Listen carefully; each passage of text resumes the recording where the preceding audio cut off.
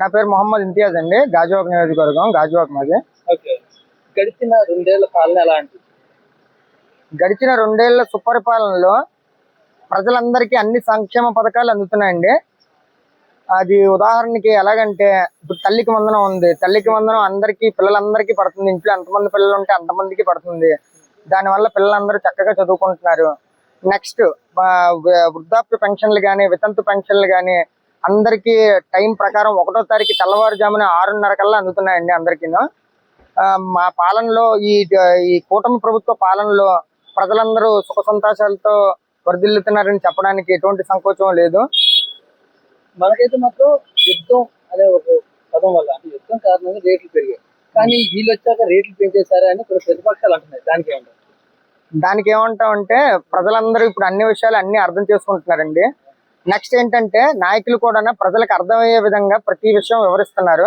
దానివల్ల ప్రతిపక్షాలు ఏవో వాగుతున్నాయి, కానీ ప్రజలందరూ బాగానే అర్థం చేసుకొని ప్రభుత్వానికి అన్ని సహాయ సహకారాలు అందిస్తున్నారు. గత ప్రభుత్వానికి ఈ ప్రభుత్వానికి తేడా రీతి ఏం చెప్పగలరా? అంటే వైసీపీ పాలనకి ఈ కూటమి పాలన. వైసీపీ దుర్మార్గపు పాలన అని చెప్పేసి ప్రజలందరూ ముద్ర వేసుకున్నారండి. మద్యం విషయంలో కానీ, ఏ విషయంలో కానీ, ఉపాధ్యాయుల విషయంలో కానీ, ఏ విషయంలో చూసుకున్నా సరే ప్రజలు తేడా మొత్తం గమనిస్తున్నారు.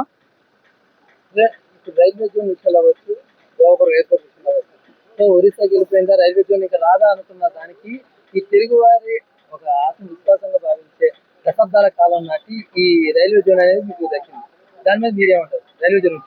రైల్వే జోన్ గురించి అయితే అందరం ఆనందంతో సంబరాలు చేసుకుంటున్నాం అండి. ఆ సంబరాలు చేసుకున్న సందర్భంగానే ఇప్పుడు అందరూ దువ్వాడ రైల్వే స్టేషన్ రావడం జరిగింది. ఎన్నో దశాబ్దాల నుంచి మన ఆంధ్రుల ఆత్మవిశ్వాసం కంపల్సరీగా రైల్వే జోన్ రావాలి అని చెప్పేసి అందరూ పోరాటం చేసిన ఈ రోజు ఈ కూటమి ప్రభుత్వం హయాంలో శాంక్షన్ అవడం అందరూ ఎంతో ఆనందంగా ఉన్నారు. ఎప్పటికీ కూడా విడిపోవడం అనేది కళ్ళ కూడా రాకూడదు, కలిసి మనం ముందుకు వెళ్దామని నాయకులు చెప్తున్న మాట మనం వింటున్నాం.